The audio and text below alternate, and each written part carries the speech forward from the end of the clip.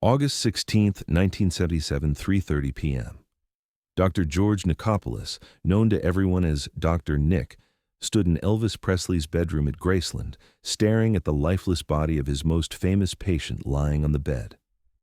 Elvis was dead, found collapsed on his bathroom floor just hours earlier by his girlfriend Ginger Alden. The paramedics had tried desperately to revive him. The Baptist Memorial Hospital emergency room had tried, but it was too late. Elvis Presley was gone at age 42, and Dr. Nick knew exactly why. As Elvis's personal physician, Dr. Nick had the responsibility of signing the death certificate. He sat at a desk with the official form in front of him, a pen in his shaking hand. Under cause of death, Dr. Nick wrote, cardiac arrhythmia, heart attack, a natural cause. But Dr. Nick knew the truth. Elvis had died from the cumulative effects of the prescription drugs Dr. Nick had been giving him for years.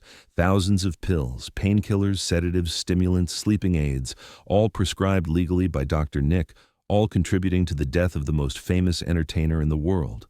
Dr. Nick signed the death certificate knowing he was lying, knowing that he was complicit, knowing that history would eventually reveal what he was hiding in that moment, that Elvis Presley's death was not a simple heart attack, but the inevitable result of prescription drug abuse that Dr. Nick had enabled, facilitated, and profited from for years. Within weeks of Elvis's death, serious questions began emerging about Dr. Nick's role in the tragedy. How many prescriptions had he written for Elvis over the years? What drugs had he prescribed and in what quantities? Had he exercised proper medical judgment and restraint, or had he simply given Elvis whatever he wanted to keep him as a patient? The investigation revealed shocking and damning numbers. In the final 20 months of Elvis's life alone, Dr. Nick had prescribed over 10,000 doses of various medications to Elvis: amphetamines to wake him up, barbiturates to put him to sleep, narcotics for pain, tranquilizers for anxiety, laxatives for digestion, hormones for energy, vitamins injected intravenously for nutrition. The list was staggering and medically indefensible. Dr. Nick defended himself by saying he was trying to control Elvis's drug use, that he prescribed medications to prevent Elvis from seeking them from less reputable and more dangerous sources on the street. He claimed he was trying to help, trying to manage an unmanageable situation with an uncooperative patient who refused proper treatment, but the numbers told a very different and damning story. 10,000 doses in 20 months, an average of nearly 17 pills per day, every single day for over a year and a half. No legitimate medical practice could justify that level of prescription drug use for any patient, famous or not. In 1980, Dr. Nick was charged by the Tennessee Board of Medical Examiners with indiscriminately prescribing drugs. The trial became a media sensation, with the prosecution arguing that Dr. Nick had essentially functioned as Elvis's dealer, writing prescriptions for whatever Elvis wanted rather than exercising medical judgment. Dr. Nick's defense was that he had tried to help Elvis, that he had been managing a difficult patient with complex health issues and severe addiction. He testified that Elvis would have gotten drugs with or without his help, that by prescribing them himself, he at least maintained some control over what Elvis was taking. The medical board found Dr. Nick not guilty of the charges. Technically, all his prescriptions had been legal. He had documented medical reasons for each one. There was no clear evidence of criminal intent. Dr. Nick kept his medical license and continued practicing medicine. But the acquittal didn't end Dr. Nick's story. It was just the beginning of his decades-long journey through guilt and self-recrimination. After the trial, Dr. Nick tried to return to normal medical practice. He opened a clinic in Memphis, treating regular patients with everyday ailments. But he couldn't escape Elvis. Everywhere he went, people recognized him as Elvis's doctor. Some people treated him with sympathy, understanding that he'd been in an impossible situation. Others looked at him with disgust, seeing him as the man who'd killed the king of rock and roll. But the worst judgment came from Dr. Nick himself. Alone at night, he would replay the years he'd spent treating Elvis. He would remember all the times he'd written prescriptions he knew were excessive, all the times he'd given Elvis drugs he didn't medically need, all the times he'd chosen to keep Elvis as a patient and keep collecting fees rather than refusing to prescribe and losing his most famous client. In interviews over the years, Dr. Nick's story changed. Initially, he maintained he'd done nothing wrong, that he'd tried to help Elvis. But as time passed, his tone shifted. He began acknowledging mistakes, expressing regret, questioning his own decisions. By the 1990s, Dr. Nick was openly talking about his guilt. In a 1994 interview, he said, "I wake up every morning thinking about Elvis. I go to bed every night thinking about Elvis. I see his face constantly. I hear his voice asking me for pills, and I remember saying yes when I should have said no." In 1995, 18 years after Elvis's death, the Tennessee Board of Medical Examiners brought new charges against Dr. Nick for overprescribing to multiple patients beyond just Elvis. This time, after hearing testimony about his pattern of excessive prescribing, the board suspended his medical license permanently. Dr. Nick could no longer practice medicine anywhere in the United States. Most doctors in that situation would fight desperately to get their license restored, would appeal the decision through every legal channel available, would do whatever necessary to continue practicing the profession they'd trained for. Dr. Nick did none of those things. Instead, he did something that shocked everyone who knew him and made national news. On a cold morning in November 1995, Dr. Nick gathered his family in his backyard in Memphis. He had invited a local news crew to film what he was about to do, wanting the world to witness his act of public penance. He held up his medical license, the document that represented decades of education and practice, and he spoke to the camera with a voice filled with emotion. "This license allowed me to practice medicine for over 30 years. It also allowed me to prescribe the drugs that killed Elvis Presley. The Tennessee board took this license away from me, but I want to make absolutely clear that I don't want it back. I don't deserve it. What I did to Elvis, giving him drugs year after year, knowing he was addicted, knowing it was destroying him, that wasn't medicine. That was participation in his slow-motion suicide." Then, as the cameras rolled and his family watched, Dr. Nick set his medical license on fire with a lighter. He held it as it burned, letting the flames consume the document completely, watching as his career, his professional identity, his entire life's work literally turned to ash in his trembling hands.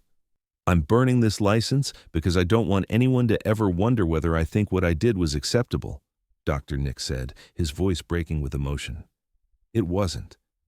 I killed Elvis Presley, not intentionally, not maliciously, but through weakness and greed and the inability to say no to someone I should have helped differently. This license is a certificate of participation in a death. Burning it doesn't bring Elvis back, but it's the only form of penance I can offer." The video of Dr. Nick burning his medical license was broadcast on local and national news. Some people saw it as a publicity stunt, a dramatic gesture designed to garner sympathy. Others saw it as genuine remorse, a man taking responsibility in the only way he knew how. After burning his license publicly, Dr. Nick lived another 21 long years, dying in 2016 at age 88. Those final decades were marked by profound isolation, overwhelming regret, and an absolute inability to forgive himself for his role in Elvis's death, no matter how much time passed. He gave occasional interviews to journalists and documentary filmmakers, always returning to the same haunting theme. He had failed Elvis catastrophically. He had prioritized his relationship with a famous patient over his responsibility as a physician. He had written prescriptions he knew were dangerous, because saying no would have meant losing Elvis as a patient, losing the prestige and substantial income that came with treating the king of rock and roll.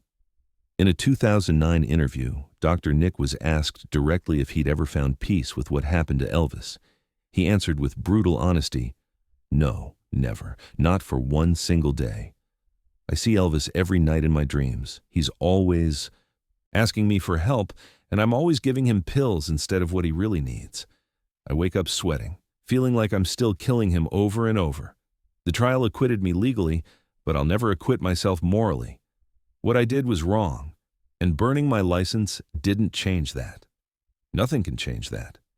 Friends and family said Dr. Nick became increasingly withdrawn and isolated in his final years. He rarely left his house or interacted with people outside immediate family. He didn't socialize with former colleagues. He spent his time reading medical journals obsessively, as if trying to understand retroactively what he should have done differently, what warning signs he should have recognized earlier, what interventions might have saved Elvis's life, if only he'd been brave enough to implement them. When Dr. Nick died in February 2016, his obituary mentioned his long medical career and his connection to Elvis Presley.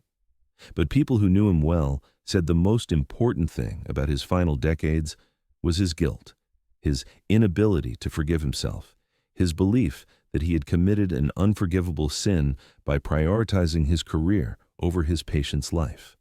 His last recorded words, spoken to a family member just days before his death, were haunting.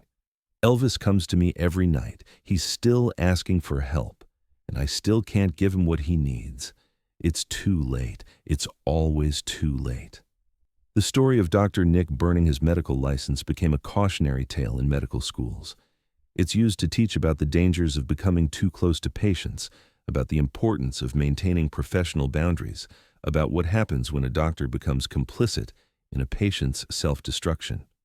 Medical ethicists point to Dr. Nick as an example of how good intentions can lead to terrible outcomes. He genuinely believed he was helping Elvis by controlling his drug supply, by prescribing medications that at least had some quality control rather than letting Elvis buy drugs on the street. But his help enabled Elvis's addiction and ultimately contributed to his death. The case also highlighted the problem of celebrity doctors, physicians who treat famous patients and become so invested in maintaining those relationships that they compromise their medical judgment. Dr. Nick wasn't the first doctor to overprescribe to a celebrity patient, and he wouldn't be the last. But his public burning of his medical license made him the most visible example of what happens when that dynamic goes wrong. For Elvis fans, Dr. Nick remains a controversial figure. Some see him as a scapegoat, arguing that Elvis was ultimately responsible for his own choices, that no doctor could have saved someone so determined to self-destruct. Others see Dr. Nick as an enabler who prioritized money and access over his patient's health, who could have and should have done more to save Elvis. Dr. Nick himself seemed to fall somewhere in between. He acknowledged his responsibility, while also recognizing the complexity of the situation. But he never let himself off the hook. He carried the guilt of Elvis's death for 39 years, from that August afternoon in 1977 when he signed a death certificate he knew was incomplete, to his own death in 2016, still haunted by the patient he couldn't save. The doctor who wrote Elvis's death certificate and then burned his own medical license teaches us about the weight of complicity, about how participating in someone's self-destruction, even with good intentions, even with legal justifications, leaves marks that never fade. Dr. Nick was acquitted in court. He broke no laws, violated no explicit regulations. But he knew, and eventually admitted publicly, that he had failed in his fundamental responsibility as a physician, to do no harm. He had harmed Elvis by giving him the drugs that killed him, and no legal acquittal could absolve him of that moral responsibility. The burning of the medical license was Dr. Nick's way of accepting that responsibility publicly. It was his admission that the medical establishment's judgment didn't matter, that public opinion didn't matter. What mattered was his own knowledge of what he'd done, his own inability to justify his actions to himself. In his final decades, Dr. Nick became a symbol of medical complicity, a reminder that sometimes the most harmful thing a doctor can do is give a patient exactly what they want. Elvis wanted pills, and Dr. Nick gave them to him, thousands upon thousands of them, until Elvis's body finally gave out under the chemical burden. The haunting that Dr. Nick described, Elvis appearing in his dreams still asking for help, represents the eternal nature of guilt when you've participated in someone's death. Dr. Nick couldn't go back and make different choices. He couldn't undo the prescriptions or take back the pills. He could only live with the consequences, and those consequences tormented him until his own death nearly 4 decades later. The doctor who wrote Elvis's death certificate then burned his own medical license shows us that some actions, even when legally defensible, create moral debts that can never be repaid. Dr. Nick tried to pay that debt by destroying his license, by admitting his guilt publicly, by accepting the burden of responsibility. But the debt remained, the guilt persisted, and Elvis kept appearing in his dreams, still asking for help that came too late. In the end, Dr. George Nicopolis lived 39 years longer than Elvis Presley. But in many ways, he died that August afternoon in 1977 when he signed a death certificate he knew was a lie, beginning decades of punishment that no court could impose and no burning of a license could end.